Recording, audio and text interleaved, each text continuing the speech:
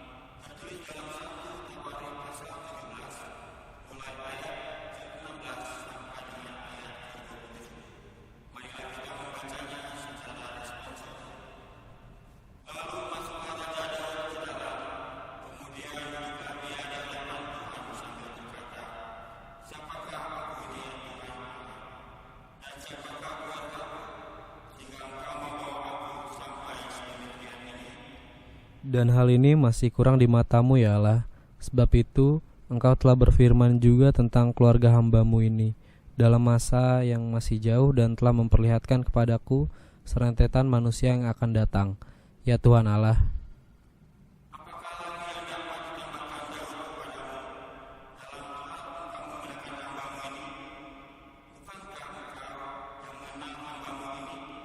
ya Tuhan, oleh karena hamba-Mu ini dan menurut hati-Mu, Engkau telah melakukan segala perkara yang besar ini dengan memberitahukan segala perkara yang besar itu.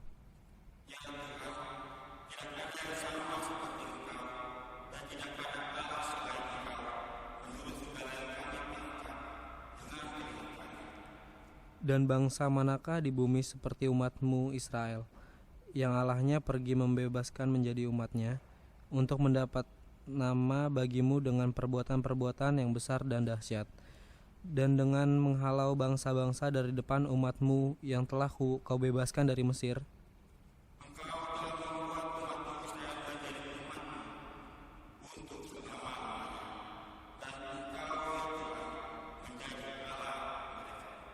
Dan sekarang, ya Tuhan, diteguhkanlah untuk selama-lamanya janji yang Kau ucapkan mengenai hamba-Mu ini dan mengenai keluarganya, dan lakukanlah seperti yang Kau janjikan itu.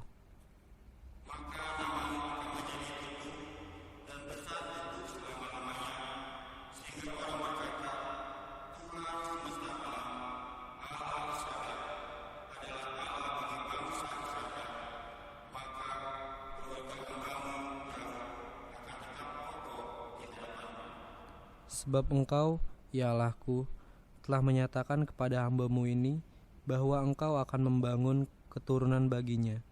Itulah sebabnya hamba-Mu ini telah memberanikan diri untuk memanjatkan doa ke hadapan-Mu.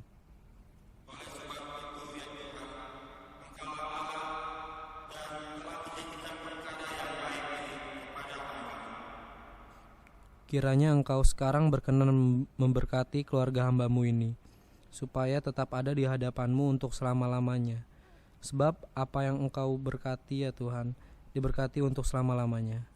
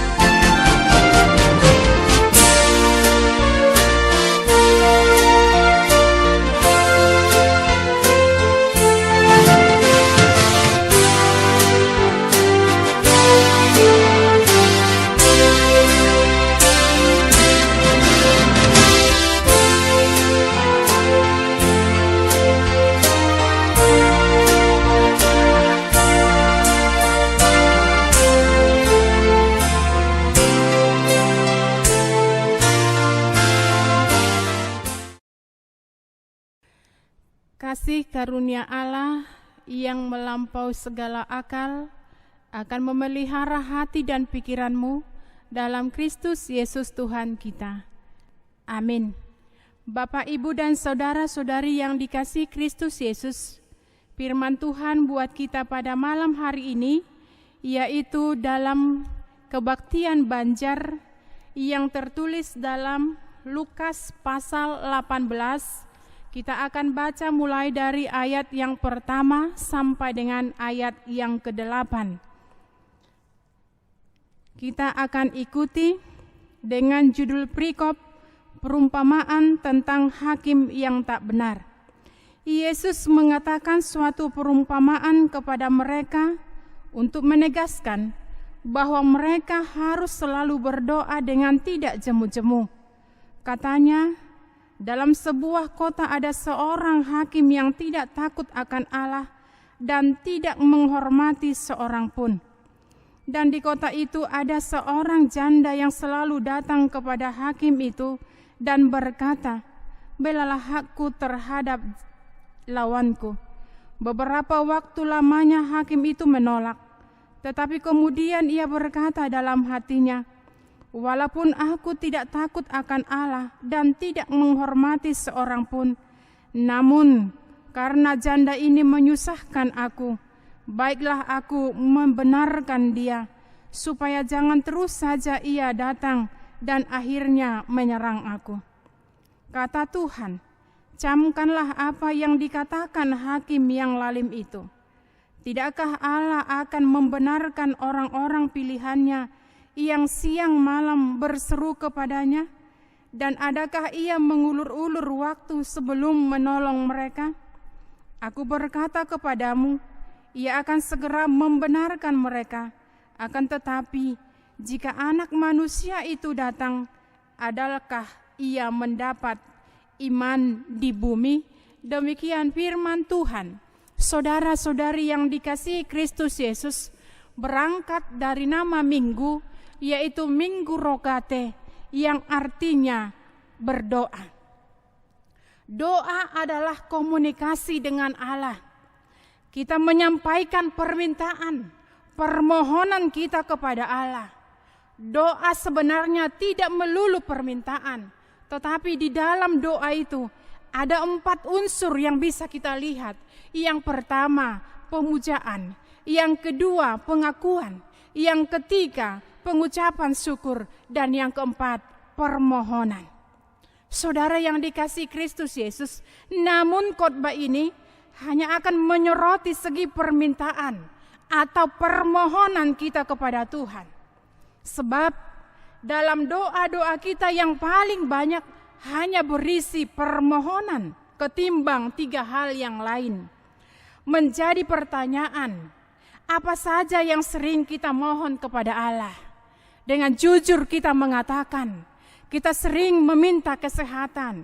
Kita meminta kepada Allah ketika kita berumah tangga, belum dapat keturunan, kita meminta kepada Allah supaya Allah memberikan keturunan. Dan yang pemuda-pemudi pasti dia akan berdoa supaya dia mendapat jodoh atau pacar.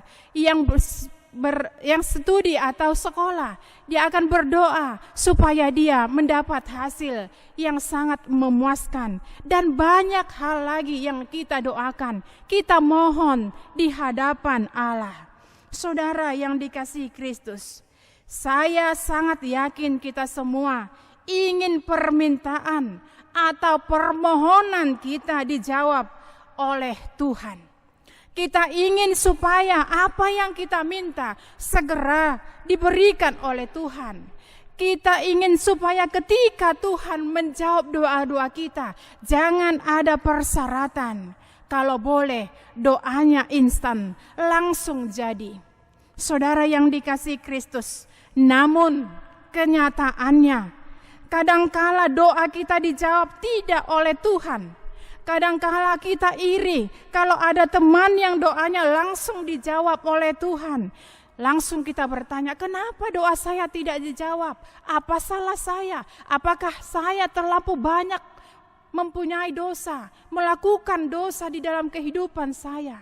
Saudara yang dikasihi Kristus, apakah doa berkuasa, tetapi doa saya tidak berkuasa? Sebenarnya Alkitab tidak pernah mengajarkan doa yang berkuasa.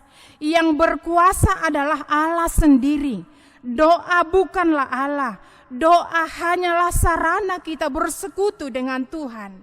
Jadi, kalau ada orang yang penyakitnya sembuh, kalau ada orang yang langsung dikabulkan doanya sesuai yang diharapkannya, dia sukses dalam pekerjaan, dia memperoleh anak, dia mempunyai keturunan yang bagus-bagus pekerjaannya, itu bukan karena doanya, tetapi karena Tuhan yang berkuasa.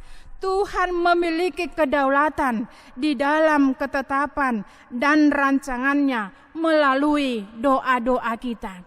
Saudara yang dikasihi Kristus, doa kita kepada Allah tidak bisa menjadi alat untuk menekan Allah, untuk tunduk dan hormat, bahkan terikat untuk mendengar doa kita. Kita tidak bisa mendikte Allah dengan doa kita. Itulah sebabnya Allah mengajarkan kita tentang doa Bapa kami, di mana di sana dikatakan, jadilah kehendakmu. Ketika kita berdoa, jangan kehendak kita yang terjadi, tetapi biarlah kita minta doa. Di dalam doa kita, biarlah kehendak Allah yang terjadi di dalam kehidupan kita. Saudara yang dikasihi Kristus Yesus, permintaan itu harus kita letakkan di bawah kedaulatan, ketetapan, dan rencana. Maksudnya yang pertama, kita disadarkan bahwa kita ini makhluk ciptaan Tuhan. Tuhan adalah pencipta dan kita diciptanya. Kita tidak berkuasa atas Tuhan, namun Tuhan berkuasa atas ciptaannya. Yang kedua, melalui doa seperti itu, kita diyakinkan bahwa ketetapan Tuhan dan rencananya jauh lebih indah dari rencana kita manusia. Dan Allah dalam ketetapannya dan rencananya tidak pernah merancang yang jahat dalam kehidupan kita. Orang yang memiliki prinsip doa semacam itu tidak akan gampang stres, tidak akan gampang marah, tidak akan gampang kecewa kalau doanya tidak dijawab oleh Allah. Dia tidak akan meninggalkan gerejanya jika doanya tidak dijawab oleh Allah. Ia akan lebih dewasa menerima apapun ketetapan dan rencana Tuhan dalam kehidupannya. Ia bahkan tidak gampang protes kalau doanya lama sekali baru dijawab oleh Tuhan. Kita seharusnya berdoa dengan iman. Sekalipun kita tahu bahwa Tuhan berdaulat atas doa kita, tetapi kita wajib memanjatkan doa kita dengan iman. Dengan penuh keyakinan, yakin, kita tidak ragu-ragu dan tidak bimbang. Dengan keyakinan, kita percaya Tuhan mendengarkan doa kita. Dengan keyakinan kita harus percaya bahwa Ia berkuasa menjawab doa kita. Sesulit apapun masalah yang kita hadapi, pasti bisa diselesaikan dan dibereskan oleh Dia. Dengan penuh keyakinan, dengan tidak jemu-jemu, kita menaikkan doa kita. Mari kita lihat perumpamaan tentang hakim yang jahat. Karena janda ini tidak jemu-jemu meminta, akhirnya si hakim mengabulkan permintaan si janda. Yang kita soroti adalah si janda dengan sikap yang tidak jemu-jemu. Bukan hakim, karena hakim tidak bisa sama dengan Allah.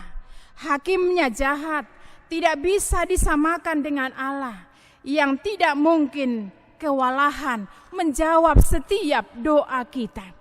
Tidak bisa disamakan dengan hakim yang asal memberi putusan tanpa pertimbangan.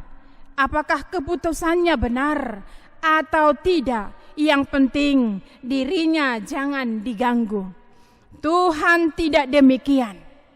Kita juga jangan jemu-jemu berdoa, sebab kita belum tahu ketetapan dan kehendak Tuhan atas kita. Kalau ada orang malas berdoa dan mengatakan bahwa Allah sudah menetapkan hidup kita, ini adalah pemikiran yang bodoh dan meremehkan Tuhan. Kalau kita tidak minta, berarti kita adalah manusia robot, tidak punya keinginan, tidak punya kehendak. Berarti kita sama dengan tumbuhan yang tidak punya kehendak dan keinginan. Saudara yang dikasihi Kristus Yesus, kita punya keinginan dan kehendak, maka sampaikanlah kepada Tuhan. Kalau kita bandingkan dalam pembacaan epistel kita tadi, dalam 1 Tawarik 17 ayat 16 sampai 27, kita diajari juga untuk meniru Raja Daud, di mana dia berdoa mengucap syukur atas berkat yang dia terima dari Tuhan. Karena itu Bapak Ibu, dalam nas ini juga kita diajarkan supaya kita jangan jemu-jemu berdoa kepada Allah. Manok tong mahita martangiang. Di tengah-tengah nih situasi kondisi yang kita hadapi saat ini, kita dituntut supaya kita terus berdoa dan berdoa. Dengan nama minggu kita rogate, yaitu berdoa. Martangiang. Asa sude ruas ni huria ni tuhata. Martangiang. Baik dilas ni roha, baik nang dijut ni roha.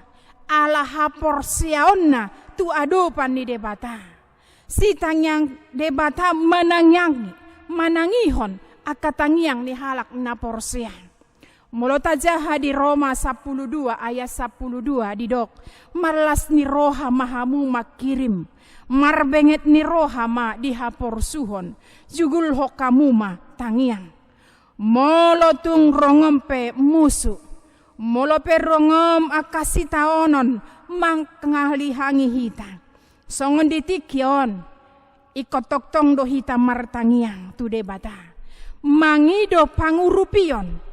Asa dao siya kita mara nata adopi di bagasan tikyon. Alani amang inang do sudena pungu di bagasa tikyon. Marhite turpukon diigil do siya kita. Asa gabe si pertangia kita. Supaya kita manusia yang tetap setia berdoa kepada Allah. Idombana kido konibana jugulhon martangiang. Kita harus tetap tidak jemu-jemu di dalam doa, di dalam pengharapan, di dalam iman kepada Allah, supaya Allah bertindak walaupun pada saat ini belum didengarkan, belum dijawab doa kita, tapi dengan keyakinan bahwa Tuhan akan menjawab setiap doa kita yang sesuai dengan kehendak-Nya. Tuhan memberkati kita. Amin. Kita berdoa. Terima kasih Bapa di dalam sorga buat firman hari ini, malam hari ini yang kami dengar, di mana kami diingatkan pada malam hari ini supaya kami selalu berdoa, berseru kepada Tuhan. Kami tidak jemu-jemu menyampaikan segala permohonan kami kepada Tuhan. Walaupun pada saat ini setiap doa yang kami panjatkan kepada Tuhan belum terjawab, tetapi dengan keyakinan kami percaya Tuhan akan menjawab setiap doa kami seturut dengan kehendak Tuhan. Bapa yang baik, berkati juga semua jemaat Tuhan yang beribadah pada saat ini di tengah-tengah rumah mereka. Berkati mereka Tuhan, berikan kesehatan, berikan kesabaran, berikan sukacita yang luar biasa kepada mereka, supaya mereka tetap bersukacita menjalani hari-hari yang Tuhan berikan di tengah-tengah kehidupan kami. Walaupun situasi kami tidak dapat bertemu muka dengan muka, tapi kami yakin dan percaya Tuhan memberkati kami. Tuhan memberkati setiap kami, keluarga lepas keluarga. Bapa di dalam sorga, ampuni setiap dosa kami, supaya dosa kami itu Tuhan tidak menghalang setiap berkat yang Tuhan sediakan bagi kami. Inilah doa harapan kami yang kami naikkan hanya dengan satu nama, yaitu Tuhan Yesus Kristus, Tuhan dan Juru Selamat kami yang hidup. Amin. Hidup bertekun dalam doa adalah sikap hidup orang percaya yang sungguh-sungguh menggantungkan harapannya kepada Tuhan. Doa itulah kekuatan dan senjatanya yang ampuh dan dapat diandalkan di setiap waktu pergumulan. Karena itu, tetaplah kita bertekun dalam doa kita kepada Tuhan, dan percayalah bahwa Dia akan selalu mendengarkan dan menjawab doa-doa kita. Karena itu, sambutlah pengutusan firman-Nya dengan bernyanyi, Tunghalak namargogo, tekun di dalam doa.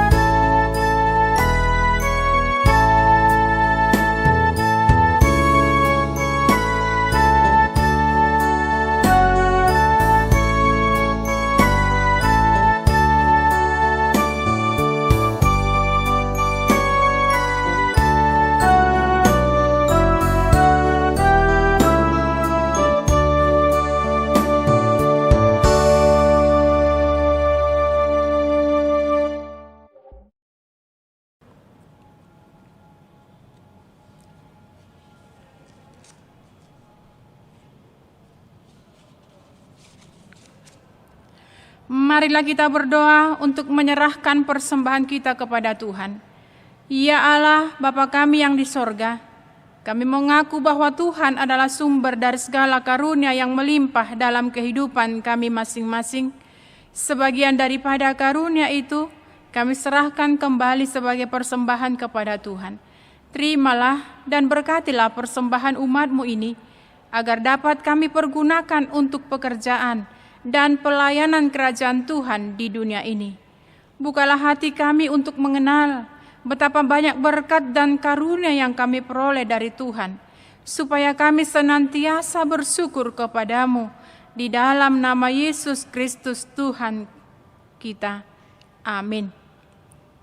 Marilah kita bersama-sama mengucapkan doa Bapa kami. Bapa kami yang di sorga, dikuduskanlah namamu.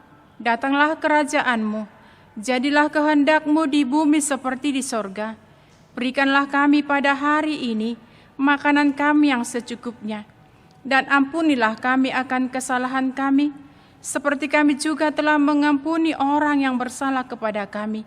Dan janganlah membawa kami ke dalam pencobaan, tetapi lepaskanlah kami daripada yang jahat, karena Engkau yang punya kerajaan dan kuasa dan kemuliaan sampai selama-lamanya. Amin. Terimalah berkat Tuhan. Anugerah dari Tuhan kita Yesus Kristus dan pengasihan daripada Allah Bapa dan persekutuan Roh Kudus menyertai kamu sekalian. Amin.